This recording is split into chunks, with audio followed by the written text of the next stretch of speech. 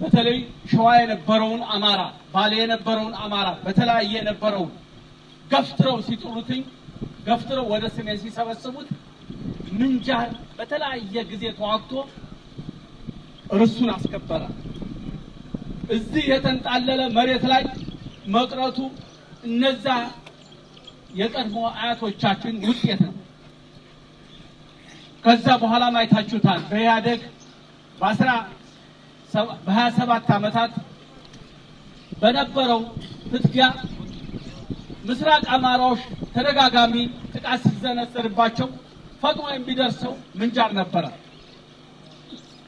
ፈጥኖ የሚደርሱት ምንጃሮች ናቸው። በዚህ ነው እንግዲህ የቅድሟ የአማርኛ ስንኝ ለነሱ የተበረከተው።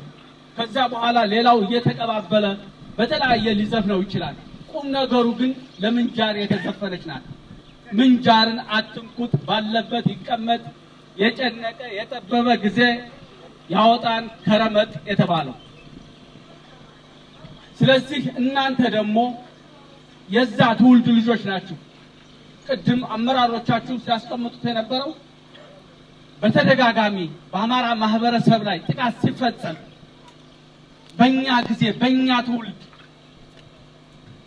የህዝብ እንደ ህዝብ የተነሳው ልጆቹን ግንባር ቀደም አድርጎ ወደ ውጊያ ያስገባው መከፈል ስላለበት ነው።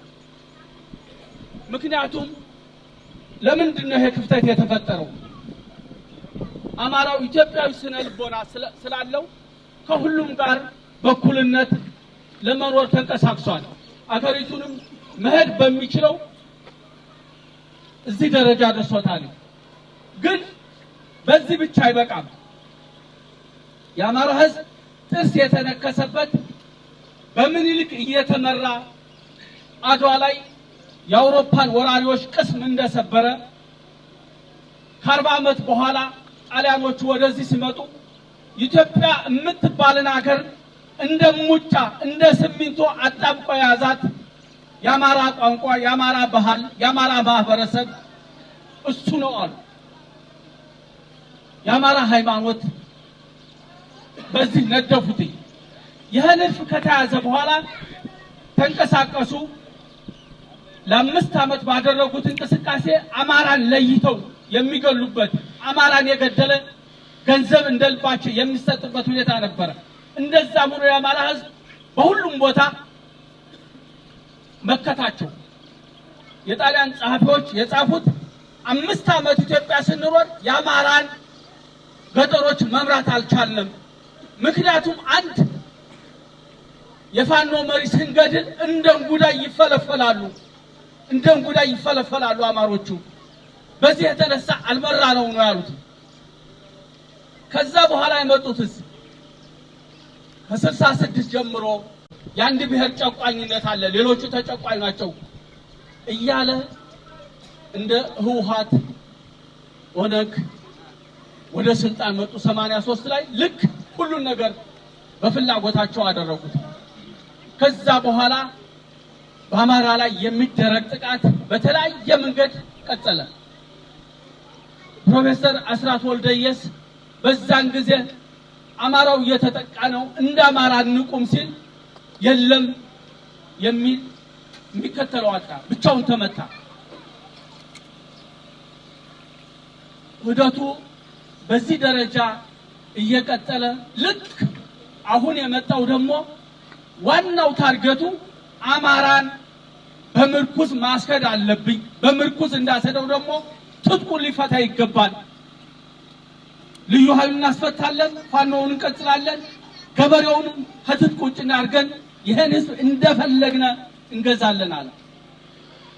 ተመልከት፣ አንድ ጊዜ ቦግ ያለ ሳይሆን ታይዞ የመጣ ነው። በዚህ ጊዜ እንደ አማራ መቆም ተገቢ ነው። አንዱ እኛ ኢትዮጵያዊ ስነ ልቦናችን በውስጣችን ቢኖር የአማራ ህዝብ አሁን አማራ በምንለው ክልል አይወሰን፣ የትም ቦታ አለ፣ የትም አማሮች የትም ቦታ አለ። የትም ቦታ ያለ አማራ በአማራነቱ አንገቱን ቀና አድርጎ መኖር አለበት።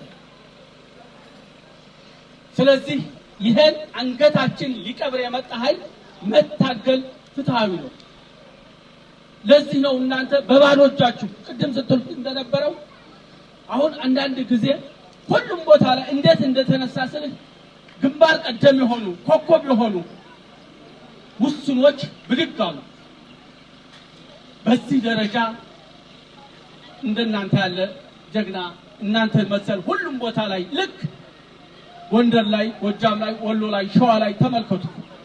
ውጋው አንድ ጊዜ የጦር ሰራዊቱን በሁሉም የአማራ አካባቢ ሰድ ሁሉም ቦታ ላይ ስነ ልቦና የአማራ አንድ ስለሆነ ሁሉም ቦታ ላይ መከተው ውጋዎቹ እናንተ በተለያየ ሶሻል ሚዲያ አላገኛችኋቸው ሊሆን ይችላል። አንዳንድ ጊዜ ግርም ይልሃል። ምንጃር ላይ የተደረገው ጎንደር ላይ ተደርጎ ታየዋለህ። ጎንደር ላይ የተደረገው ወሎ፣ ጎጃም